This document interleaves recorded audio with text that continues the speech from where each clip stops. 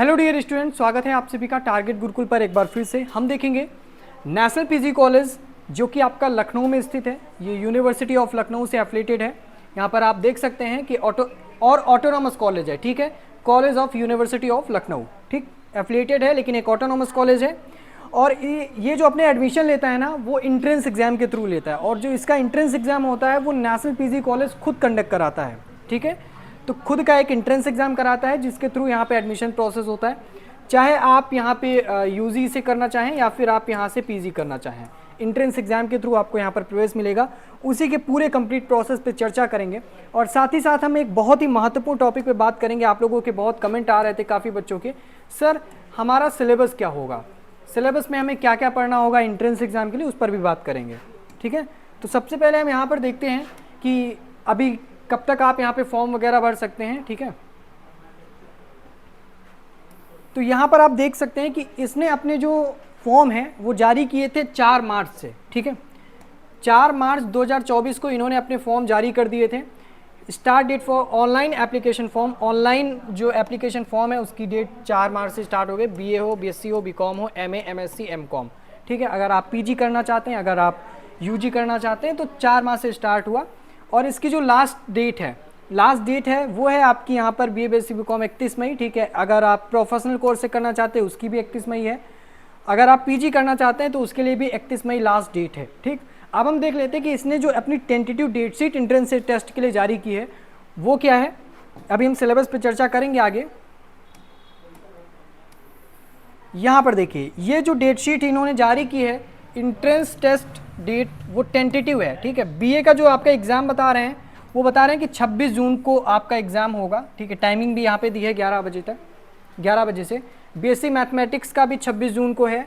BCom का आपका exam 27 जून को है, ठीक है। बीएससी बायोलॉजी का भी आपका 27 को है। बीसीए, बीकॉम ऑनर्स, बीवोक, ये जो आपके कोर्सेज़ हैं इनके 28 जून है। बीबीए और BBA digital business, BVoc banking का जो है आपका 28 जून को है।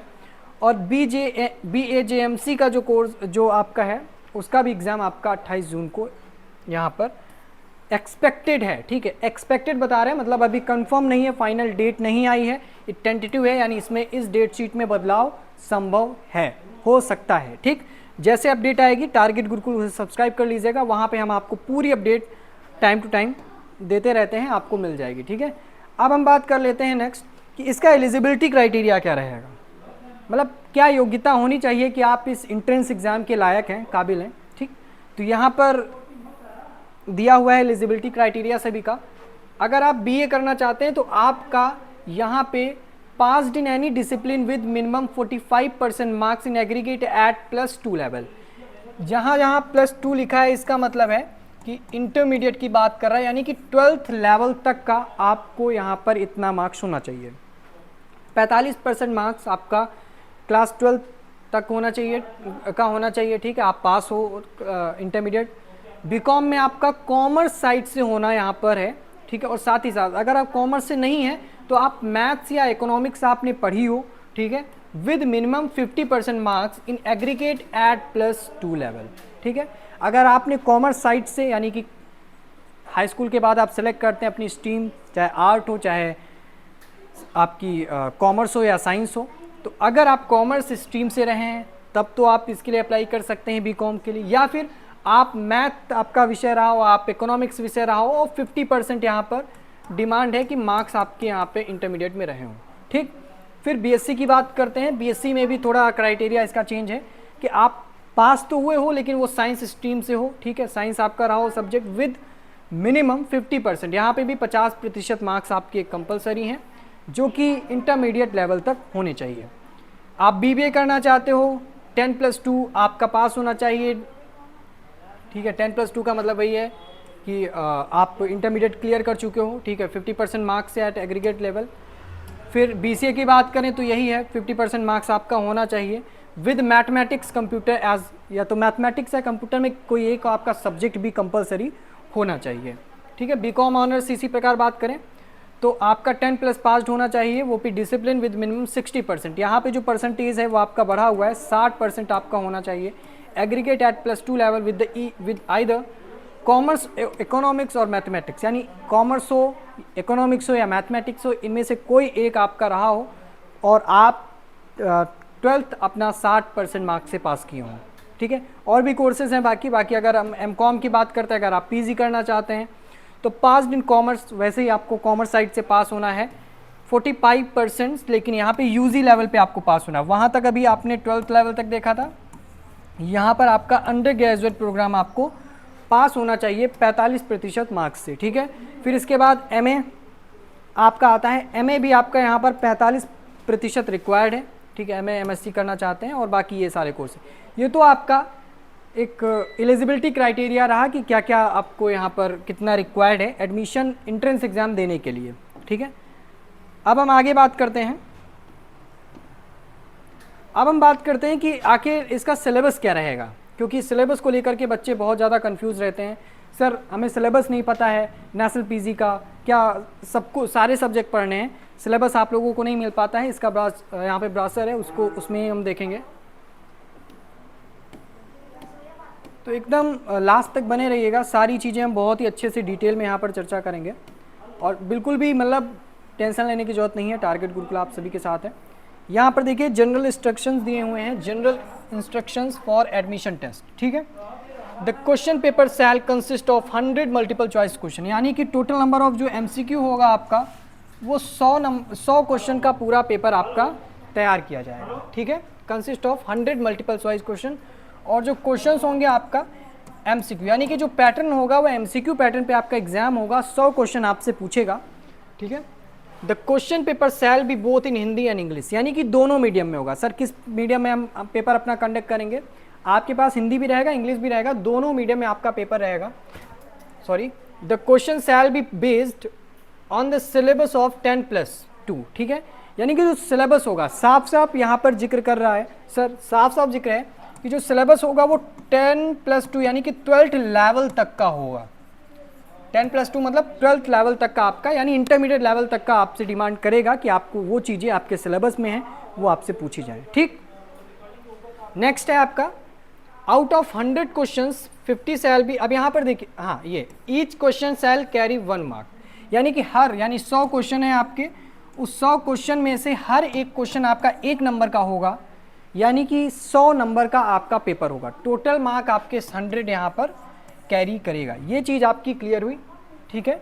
अब देखिए सिलेबस, ये जो आता है ना, ये पॉइंट आपका सिलेबस का है, इसको समझ लेते हैं। यहीं पर आकर के बच्चे बहुत ज़्यादा कंफ्यूज होते हैं। सिलेबस को समझ लो, ठीक है। उनको समझ नहीं आता सर, क्योंकि ये जो आपका पॉइंट दिया यहाँ पे नहीं समझ आता है, लिखा है, इसको हम क्लियर कर देते हैं। अब देखिए लिखा है 5वें नंबर पे, आउट ऑफ 100 क्वेश्चन, यानी कि 100 क्वेश्चन में से आपका कहाँ से क्वेश्चन पूछेगा। पहला है 50 shall be from the +2 subject. इसका मतलब हुआ कि यानी कि इंटरमीडिएट में 12th में आपका जो भी सब्जेक्ट रहा था, आप आर्ट स्ट्रीम से थे, आप कॉमर्स स्ट्रीम से थे, आप साइंस स्ट्रीम से थे, जो भी आपका स्ट्रीम था उस स्ट्रीम से जितने भी सब्जेक्ट आपने पढ़े हैं उसमें से टोटल 50 क्वेश्चंस बनेंगे। मान लो कि आप आर्ट साइड से थे, तो आपका आर्ट में क्या होगा, आपका हिस्ट्री होगा, ज्योग्राफी होगा, ठीक है, सोशियोलॉजी होगा। तो जो भी आपका विषय रहा था, इन सभी विषयों को मिला करके आपका 50 नंबर का एक जो होगा, इसी में से 50 क्वेश्चन आपके तैयार किए जाएंगे, ठीक है, इस पूरे 100 में से। अगर आपने यहाँ पर कॉमर्स साइड ली है तो कॉमर्स में भी जो भी आपका सब्जेक्ट होता है, बिजनेस स्टडीज़, इकोनॉमिक्स, ठीक है, माइक्रो मैक्रो कुछ भी होता है तो जो आपका 50 क्वेश्चन बनेगा पूरे 100 क्वेश्चन में से, वो आपका कॉमर्स साइड से ही बनेगा, जो भी आपने सब्जेक्ट 12th में पढ़े होंगे, ठीक।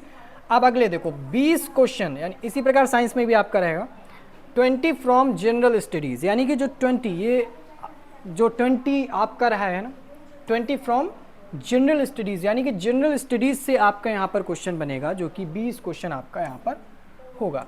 20 फ्रॉम रीजनिंग, और जो 20 क्वेश्चन होगा वो रीजनिंग का यहाँ पर आपका होगा, ठीक है।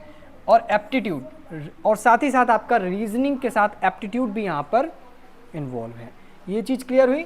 देखो 50 क्वेश्चन आपके, जो आपका बैकग्राउंड रहा है, जिस स्ट्रीम से रहे हो वो, ठीक है, प्लस 20 क्वेश्चन आपके जीएस के हुए, प्लस 20 क्वेश्चन आपके रीजनिंग के हुए, यानी कि टोटल हो गए 90। अब बचा क्या, अब 10 नंबर यानी 10 क्वेश्चन कहाँ से आएंगे, यहाँ पर देखिएगा 5 questions each from English and Hindi language, यानी कि जो आपका हिंदी और इंग्लिश बेसिक लैंग्वेज है वहाँ से आपका क्वेश्चन बनेगा, यानी कि 5 + 5, 5 हिंदी के 5 इंग्लिश के, ये लैंग्वेज में। तो ये पूरा आपका सिलेबस है, सिलेबस का पैटर्न है, इसको अच्छे से देख लीजिएगा, जो आपकी स्ट्रीम रही है उसमें उसको अच्छे से यहाँ पे तैयार कीजिएगा, ठीक है। नेक्स्ट पॉइंट है there shall be no negative marking, ये आप सभी के लिए एक प्लस पॉइंट है कि यहाँ पर आपको निगेटिव मार्किंग नहीं मिलेगी। निगेटिव मार्किंग का मतलब है कि आप जितने भी क्वेश्चन सही करोगे, 1 सही करोगे, 2 सही करोगे, 3 सही करोगे, आपको हर क्वेश्चन का उतना ही नंबर मिलेगा, यानी 1 नंबर ही आपको मिलेगा। ऐसा नहीं है कि 1 सही किया, 2 सही किया, तीसरा गलत करने पे आपका 1 नंबर कट जाए, ऐसा बिल्कुल भी नहीं है, निगेटिव मार्किंग आपकी नहीं है। आप एक क्वेश्चन गलत करोगे तो जो क्वेश्चन गलत है उसी का नंबर आपको नहीं मिलेगा, ऐसा नहीं हुआ कि जो सही किया है उसका भी कट जाए, ऐसा बिल्कुल भी नहीं है, निगेटिव मार्किंग आपकी नहीं है, ठीक है। और साथ ही साथ है the duration of the admission test is 90 minutes, 90 minute का आपके पास टाइम रहेगा, 100 क्वेश्चन आपको करने हैं सॉल्व, ठीक है, 90 मिनट में, यानी 1.5 घंटे का पेपर होगा, MCQ बेस्ड होगा, आपको बस यहाँ पर करना है, ठीक। ये सारी चीज़ें आपका यहाँ पर है, और बाकी सारे कुछ और इंस्ट्रक्शंस वगैरह दिए हैं एग्जाम में क्या कैसे ले जाए, मेन चीज़ जो थी वो मैंने आपको यहाँ पे एक्सप्लेन कर दी। तो ये पूरा आपका सिलेबस है, ठीक।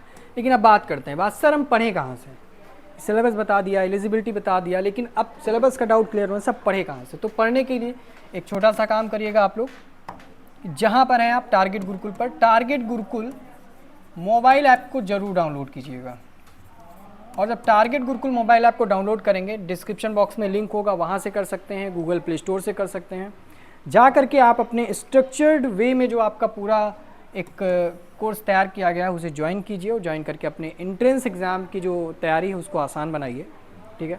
समय बहुत ही कम बचा है, कम से कम आपके पास 1 महीना है, कम से कम हम एक्सपेक्ट करेंगे 1 महीने में आप एक अच्छी तैयारी कर लें, जितनी डिमांड है उतना तो आप कंप्लीट कर ही लें, ठीक।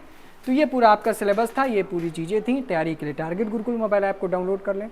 और मैंने कहा कि यहाँ पे कुछ चीज़ें टेंटेटिव हैं, उसमें बदलाव हो सकता है, तो कोई भी अपडेट होगी आपको टारगेट गुरुकुल पर मिल जाएगी। बस चैनल को सब्सक्राइब कर लीजिएगा, बेल आइकन को प्रेस कर लीजिएगा, ताकि कोई नोटिफिकेशन आपसे यहाँ पर मिस ना हो सके, ठीक है। तो फिलहाल आज के लिए इतना ही, कोई डाउट हो आप कमेंट करके पूछ लीजिएगा। Thank you so much.